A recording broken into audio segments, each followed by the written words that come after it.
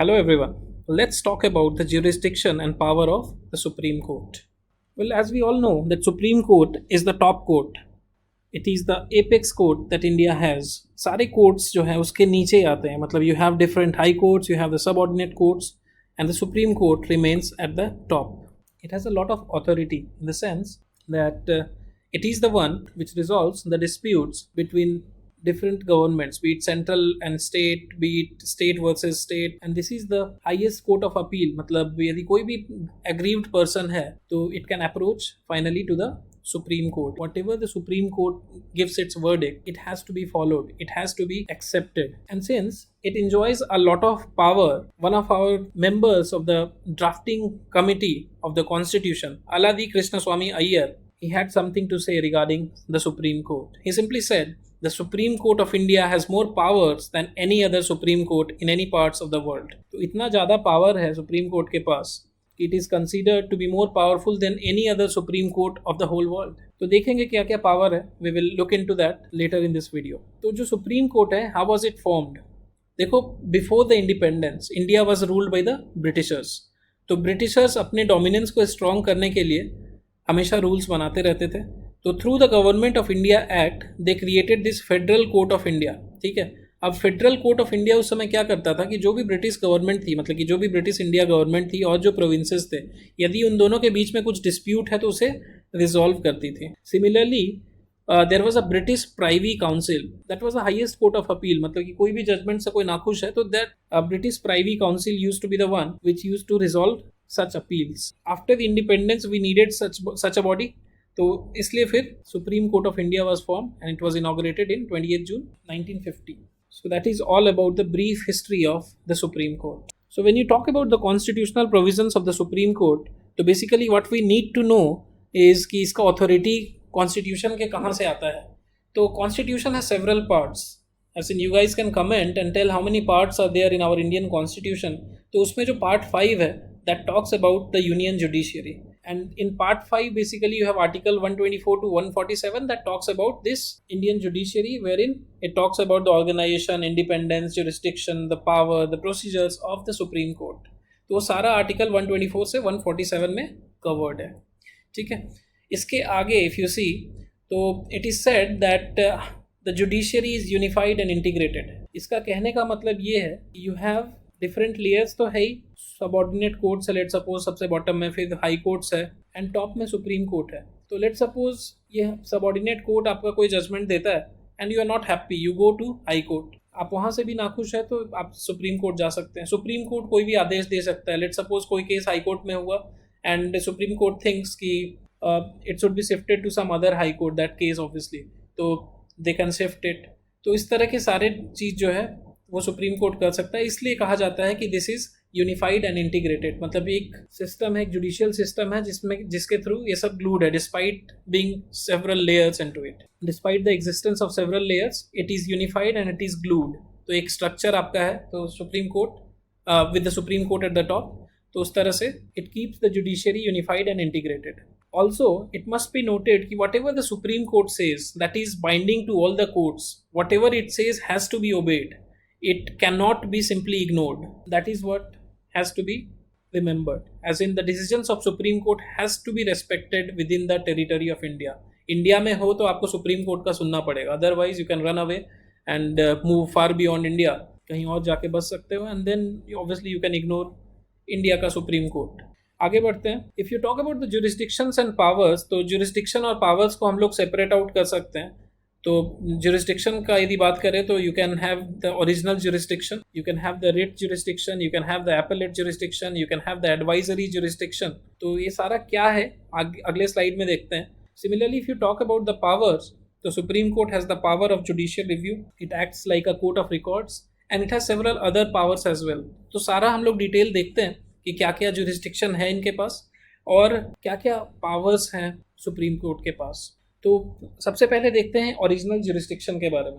तो supreme court is the one which decides on the dispute between different units of the government. समझ लो कि एक dispute है where centre is involve with a state government. ठीक है, तो central government versus that state government, या फिर सेंट्रल गवर्नमेंट वर्सेस दो स्टेट कंबाइन होकर लड़ रहे हैं, ठीक है, मतलब कि there is a dispute and they are trying to resolve. Then you have center with a state government and दो other state government है, they are fighting together, they are trying to resolve, they are trying to come to a conclusion, they are trying to come to a resolution, तो supreme court को approach करते हैं.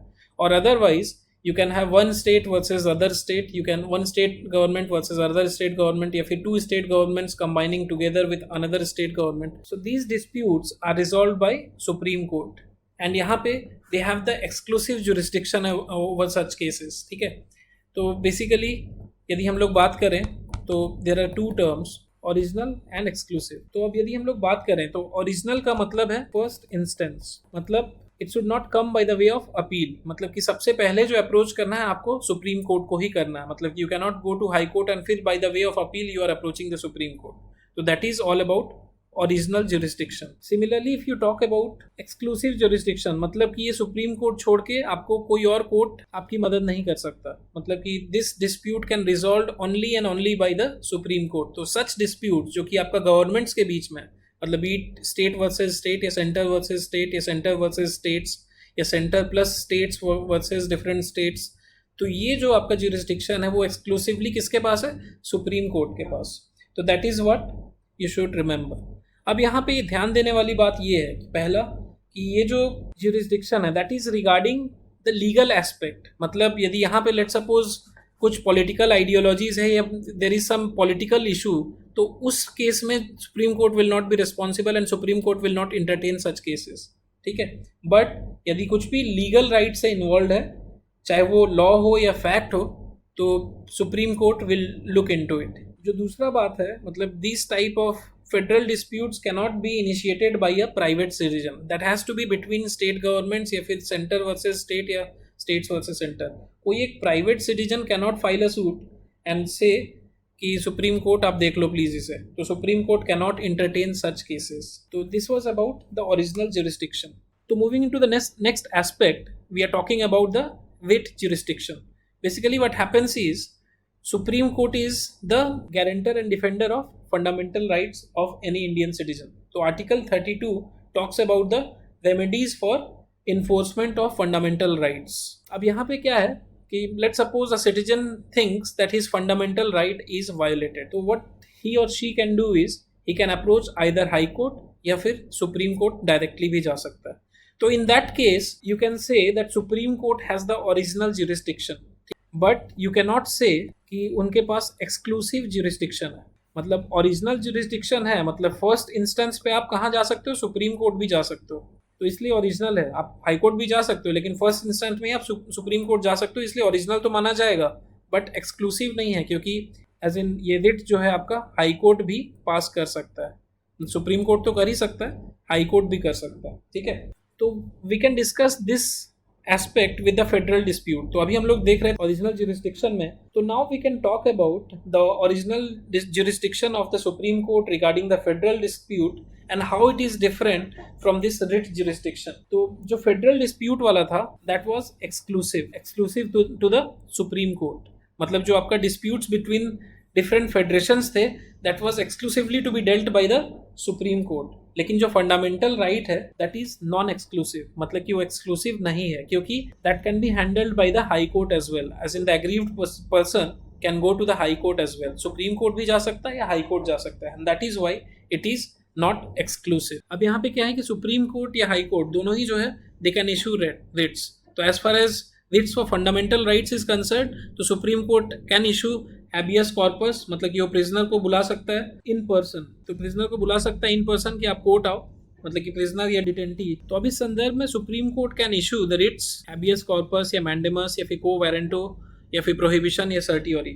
तो अब जैसे habeas corpus है, वहाँ पे क्या है कि किसी को भी बुला सकता है जिसको भी आप डिटेन किए हो, तो they will be asked to, मतलब कि द कोर्ट विल से कि आप उसको कोर्ट में लाओ, and then they will determine whether the detention या फिर आपका क्या बोलते हैं प्रिजनमेंट इज वैलिड और not. Similarly they can issue mandamus, they can issue the quo warranto, they can issue the prohibition या फिर certiorari. These are done to make sure कि आपका fundamental rights of citizen is not violated. ठीक है, अब यहाँ पे एक और इम्पॉर्टेंट चीज़ जो छूट रहा है दैट वी कैन डिस्कस कि हाई कोर्ट और सुप्रीम कोर्ट का जुरिस्डिक्शन, मतलब कि जो रिट जुरिस्डिक्शन है वो डिफरेंट कैसे है. तो when it comes to supreme court they can issue writs only for fundamental rights, whereas जो हाई कोर्ट है वो फंडामेंटल राइट्स के लिए तो रिट्स इशू कर सकते हैं, बट उसके अलावा भी रिट्स इशू कर सकते हैं. That is where the role of supreme court is less than the high court. मतलब कि हाई कोर्ट का रोल सुप्रीम कोर्ट से वाइडर कहाँ है? We can give this example कि उनका जो ज्यूरिसडिक्शन है, मतलब कि जो रिट इशू करने का, supreme court can issue writs only for fundamental rights of a citizen. ठीक है, only where the fundamental rights is violated, but high court can issue writs for any other issue as well. So that is where the major difference lies. So you can keep note of this. So let's move ahead and talk about the appellate jurisdiction. तो appellate jurisdiction का बात जब करते हैं तो basically this is the power of Supreme Court जो कि by appeal आता है. मतलब आप नीचे वाले कोर्ट से खुश नहीं हो तो फिर आप by appeal you approach the Supreme Court. ठीक है, तो इसको हम लोग ने 4 भाग में बांटा है. मतलब कि it can be on the constitutional matters, appeal on the constitutional matters, appeal on the civil matters, या फिर अपील ऑन क्रिमिनल मैटर्स, या फिर अपील बाय स्पेशल लीव्स. तो यदि देखें तो कॉन्स्टिट्यूशनल मैटर में क्या होता है, मतलब कि वैसे केसेस जहाँ पे there is a substantial question of law and where constitutional interpretation is needed, तो वहाँ पे हाई कोर्ट जो है पास ऑन कर देता है कि it should B dealt by the supreme Court. तो जो एग्रीव्ड पर्सन है through this certificate of high court they go and approach the Supreme Court. Similarly, for civil matters, wherever the question of law of general importance comes, the High Court certifies and they say that this should be dealt by the Supreme Court. तो उन cases में the cases are transferred. तो यहाँ पे important बात ये है कि एक तो question of general importance होना चाहिए, ठीक है, और दूसरा the High Court shall feel कि that this question needs to be decided by the Supreme Court. तो ये जो सिविल केसेस है ओरिजिनली मतलब सुप्रीम कोर्ट तभी देखता था जब उसका वैल्यू मिनिमम ₹20,000 का होता था, but that was removed and this clause of monetary limit, मतलब कि अब कोई मॉनेटरी लिमिट नहीं चाहिए कि यदि 20,000 से कम का होगा तो नहीं देखेंगे. This monetary clause was removed through 30th constitutional amendment act 1972. तो this is what we shall remember. ठीक है, इसके बाद तो जो नेक्स्ट मैटर है that is about the criminal matters. तो इसमें क्या होता है कि वो सारे अपील्स जो कि मतलब कि क्रिमिनल प्रोसीडिंग्स के जजमेंट है, मतलब कि उसके अगेंस्ट कोई सुप्रीम कोर्ट को अप्रोच करना चाहे तो that is what is appellate jurisdiction regarding criminal matters. इसमें बेसिकली होता क्या है, लेट सपोज लोअर कोर्ट ने एक जजमेंट दिया एंड किसी को छोड़ दिया, मतलब कि बरी कर दिया यानी कि फ्री कर दिया. ठीक है, अब हाई कोर्ट क्या करता है, उसे रिवर्स कर देता है डिसीजन. तो रिवर्स को 2 तरीके से कर सकता है, या तो फिर कोई अपील किया हो केस उसके अगेंस्ट, ठीक है, तो फिर उसे रिवर्स करके मतलब कि एक्विटेड को वो डेथ पेनल्टी में बदल दे, या फिर खुद से वो टेक ओवर कर ले केस को कि लोअर कोर्ट का केस है हम खुद से देख लेते हैं, एंड वहाँ पे मतलब कि एक्यूज था कोई और मतलब लोअर कोर्ट से केस उठाया और उसे इसके अलावा they can take over the case themselves, मतलब कोई भी सबऑर्डिनेट कोर्ट से केस उठा सकते हैं एंड बेसिकली वो खुद से उसे कन्विक्ट कर दें ऑन डेथ पेनल्टी दे दें. तो that case in these 2 cases the aggrieved party can approach the Supreme Court. या फिर तीसरा केस तब होगा जब मतलब हाई कोर्ट खुद से कह दे कि that this case is fit for appeal to the Supreme Court.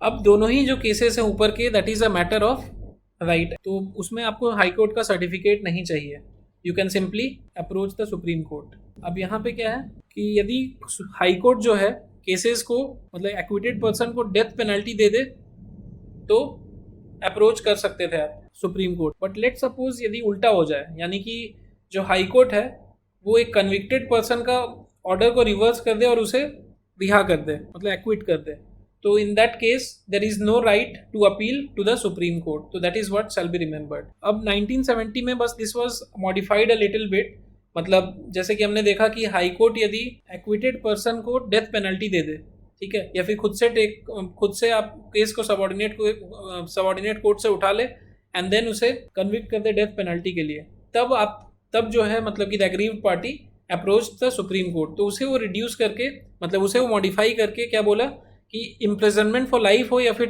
Imprisonment for 10 years हो, तो in both the cases they can approach the supreme Court. तो अब वो बाई अपील हो या फिर खुद से हो, दोनों ही केसेस के लिए वो सुप्रीम कोर्ट जा सकता था. That is what has to be remembered. इसके बाद जो बचता है एपेलेट ज्यूरिसडिक्शन में that is appeal by special leave. अब यहाँ पे क्या होता है कि supreme court is authorise to special leave to appeal from कोई भी जजमेंट, मतलब कि कोई भी जजमेंट कैसा भी जजमेंट हो बारिंग दो तरह के, मतलब मिलिट्री ट्रिब्यूनल और जो कोर्ट मार्शल होता है उसको छोड़ के यदि कोई भी जजमेंट है तो उस तरह के जजमेंट पे वो मतलब कि सुप्रीम कोर्ट जा सकता है। तो that is what is appeal by special leave. अब जो लास्ट इसके बाद जुरिस्डिक्शन बचता है that is advisory jurisdiction of the supreme court. अब इसमें क्या होता है कि the president of India can seek opinion from the supreme court. अब कैसे कैसे मैटर्स पे, एक तो यदि पब्लिक इंपॉर्टेंस का कोई मैटर हो, या फिर let suppose there are some issues regarding the pre constitutional treaty या फिर एग्रीमेंट कोई पहले हुआ है, इस तरह की चीज़ें हो, तो दोनों केसेस में वो एडवाइस मांग सकता है सुप्रीम कोर्ट का। अब supreme court may give advice और मे नॉट, तो फिर अब कहाँ पे उसको एडवाइस देना जरूरी है और कहाँ पे नहीं देना है वो देखते हैं। तो वैसे केसेस जो जैसे कि पब्लिक इंपॉर्टेंस से रिलेटेड है, वहाँ पे सुप्रीम कोर्ट अपना एडवाइस दे भी सकता है और नहीं भी दे सकता है, मतलब सुप्रीम कोर्ट बाइंडेड नहीं है कि उसे एडवाइस देना है। तो दे मे गिव और they may refuse to give its opinion to the President. But जहाँ पे प्री कॉन्स्टिट्यूशनल ट्रीटी है या फिर कोई एग्रीमेंट है, इस तरह का कुछ मतलब इस तरह का कुछ भी है, वहाँ पे सुप्रीम कोर्ट को ओपिनियन अपना देना ही देना है।